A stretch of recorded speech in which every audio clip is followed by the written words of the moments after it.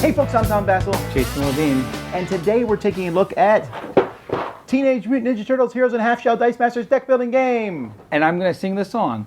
Teenage Mutant Ninja Turtles, Heroes in a Half Shell, Turtle Power. Anywho, yes, that's how well I know you.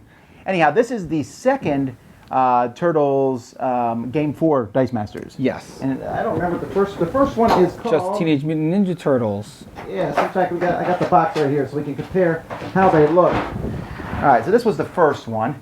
All right, so you can see that they look pretty similar, except this one has the 3D artwork and this one is the more cartoony artwork.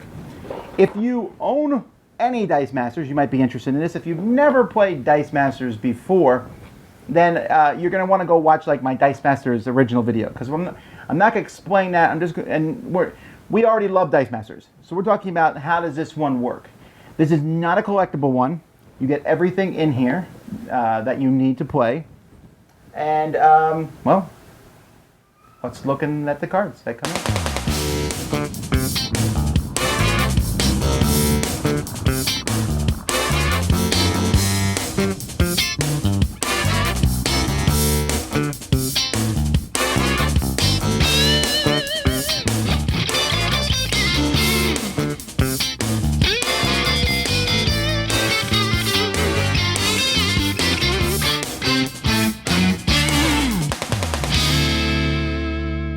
Okay, so first we're looking at the dice of the game. There's a lot of different various colors of dice. Probably my favorite die in this set is the tiger dice here, the orange one with the black claw.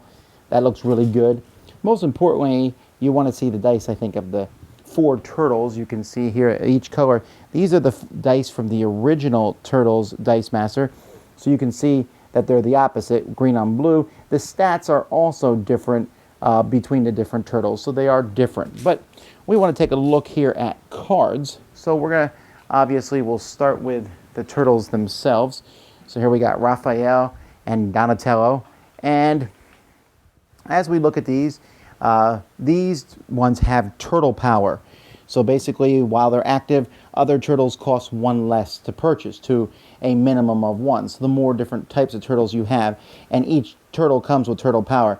Each one also comes where you can use a different die value to do 2 damage to a target character or to an opponent. And then they each have some other special unique ability, like here Michelangelo, when a villain character die KOs one of your turtle dice, you KO that villain. So he's like a revengeful kind of guy. Raphael, turtle dice cannot be targeted by opposing action dice or global abilities. When he attacks, do 1 damage to the target for each other turtle that's around. And Leonardo, whenever a turtle is KO'd, do 1 damage to the target opponent.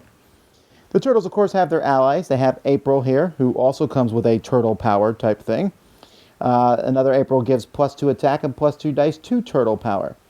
Casey Jones also makes his show. Oh, by the way, I'm not showing you every card. There's 3 of every type. I'm just showing you some of them.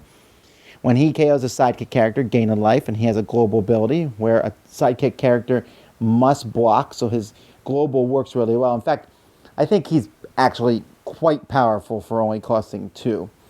Metalhead, which apparently is a metallic turtle, so when he attacks, other non-Metalhead character dice can't be blocked, or he gets +1 for each of the regular turtles. Hamata Yoshi, character dice blocked by him do their attack to themselves. Or here when he attacks everyone, all opposing character dice must block, which is a very interesting special power. I really like that one. There are bad guys too. Leatherhead here when he's fielded, you pick somebody else and that character can't block this turn. When he attacks, he gets +3 attacked, this Triceraton. Tiger Claw, that's the one where I said it's my favorite dice. I don't know what it is. I just really like that die. When she's fielded, you do 3 damage to each opposing character die. Slash, when he's KO'd, he does damage to a target opponent equal to the total energy in the reserve pool. Which is interesting, because normally people don't keep energy in the reserve pool, but he can stop you from doing it. This lady here, who apparently is from some alternate dimension here, can re-roll the dice in extra time, which I like. The foot ninjas show up again. And so here, when there's 2 or more of them attacking, you will deal that much damage to your opponent. Here, sidekicks can attack, and she has other ways to mess with sidekicks. Here's another Triceraton with Overcrush. There's not a lot of special abilities on the cards in this set, just a few, like Turtle Power or Overcrush, which means if someone blocks you, damage that you do above and beyond that person's defense goes to your opponent. And then, of course, the big bad guy, Shredder, where people have to pay 1 life to activate global abilities, or this is the most expensive card in this set. When you field it, move all Foot Ninja dice and up to 2 sidekicks from your use pile to the field zone at level 1. So you can kind of make a sidekick heavy deck. Now there's also basic actions, a really cheap one here for 1, which lets you roll any number of dice from your prep area and put them in your reserve pool. Move a die from your use pile to prep area. This cancels global abilities, and there's a lot of global abilities you'll notice that are on some of these basic action cards. This one's interesting where each person has to sacrifice a character die, which can be really powerful when they have only one powerful one. Splinter's Teaching lets you roll a target die from your use pile, and it might come into play right away. Speedy Delivery, where you can pick someone and they have to attack, and they go up a level. So that's kind of an offensive and defensive card.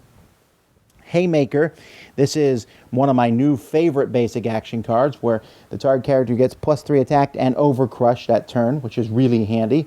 And Ingenious Tactics, which is an expensive basic action at 5, but prevents all combat damage to each of your attacking character dice, which could be really handy, where you can attack and possibly kill a bunch of defenders, and they know they're going to die, and your guys will stay out there. So it's an interesting card to have. So there's some other character cards in the deck, but that at least shows you each character type that's in this box. Okay, so one of the things that I first thought was kind of funny, but it makes sense, was that they have, there's 16 different characters. There's 3 versions of each character, 16 characters, and at least 6 of them are the same. You have the 4 turtles. The 4 turtles are the same. And you got Shredder, and you have April. I'm pretty sure. Yep. And I think Casey Jones was in the original one, too. Yes. So that's okay, right? I don't care that much. It would be kind of weird if you bought it and the turtles weren't in it. Yeah, I mean, the turtles are the stars. And this time they have Turtle Power, and they could combine. So, like, the turtles kind of combine and lower the cost of each progressive turtle as you have more turtles come out. And I thought you like that power, right? I like that power, Turtle Power. I mean, it's a new feature in the game, and I thought that it worked very well in the game. Yeah, this is a game, it's really nicely built this time. It's actually built a little bit better than the first one, because the first one had 2 versions of Splinter in it, which didn't make any sense to have 2 of the same character. Now you don't have it. You can make 8 bad guys against 8 good guys. Or there's a couple neutral people, but you just put them on bad guy or good guy team. And they actually seem to be pretty well balanced. I was pretty impressed. The Foot Ninjas are Foot Ninjas. The bigger guys are huge and big. The turtles really work well together. You would never use a couple turtles, I think. Yeah, you want that whole turtle team out there with April guiding them, and it fits well. The theming of this one is... This is a pretty good self-contained set. It is. It was designed very well, very good. Obviously, we didn't combine it with the first set to know how it would play. We played this box alone as a set, but true. This set does work well on its own, I think.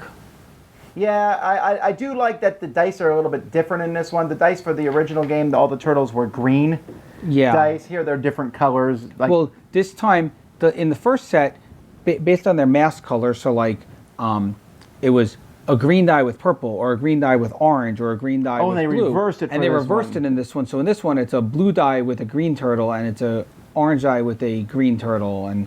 But they're still keeping with their primary colors, because, you know, they have their 4 colors that they are. I'm actually going to say that comparing the 2 sets, I think this one's better. If you're going to get one of these turtle sets, this one's better. I think it's a little bit better balanced. I think that the character selection is different. You're not going to get Splinter, unfortunately. It almost feels like Splinter was supposed to be in this set, but they accidentally put 2 in the first set. So if you really like Splinter, you know, or if you like Bebop and Rocksteady, they're in the first one too. Yep. But the basic action cards in this one are really good. They are. Really good basic action cards. I mean, to the point where I will be using some of the basic action cards in this set for other Dice Master games. Yeah, that's the good thing about Dice Masters. You can mix and match, and there's things in here that will mix and match well. I also thought there's a lot of global abilities in the Dice Masters. Sometimes they're confusing. The ones in here felt pretty easy and basic to work with. Yes. And there's even some characters who work with global abilities, and I like that. So this one gets thumbs up for me. I mean, obviously, I already like Dicemasters a lot. You, I know specifically, like the fact that you get everything you need in this set. Yeah, this one gets 2 turtle shells up, I guess. An awesomeness rating of... I'll give it an awesomeness rating as well. An awesomeness rating of 9. And the reason I'm giving it a 9 is because it's a self-contained set, which bumps it up. Because obviously, since you only get 3 dice with each, I might have given it an 8, but I'm giving it a 9 because it's self-contained. I like the self-contained sets better than the collectible sets, because then you get everything all here. You don't have to worry about purchasing anything else or trying to hope for the best. So I'm hoping that WizKids sticks with this model, keeps putting out more self-contained sets, because I think these are great, and these are things that you can buy. You can pull it out with like your friend or your kids and get into it right away. Alrighty, same with me. 9, even closer to a 9.5, but that's because I ranked Dicemasters as a 10. So this is a great expansion for that. I think the stuff in here will mix well with the other superheroes and villains, but you're probably not going to ever want to play with 1 or 2 of the turtles. You can play with all 4, but hey, why not have all 4 turtles and Spider-Man working together? I could see that happening. So cool. Also, I want Transformers. Sorry, I thought this was like a request section. Oh, is this a request session? All right. Anyway, until next time, I'm Tom Vassell. Jason Levine. And you've been watching The Dice Tower. Thanks so much for watching the Dice Tower videos. Find more great videos and reviews, as well as our top-rated audio podcast at Dicetower.com. You can also find other great shows at Dicetowernetwork.com. I'm Eric Summerer, and you've been watching The Dice Tower. The Dice Tower is sponsored by Cool Stuff Inc., where you can find great games for great prices. Cool stuff in stock. Check them out at CoolStuffInc.com. Yeah, I'm too short. And yes, that's going in the blooper reel next year. You can't keep telling Derek to put things in the blooper reel.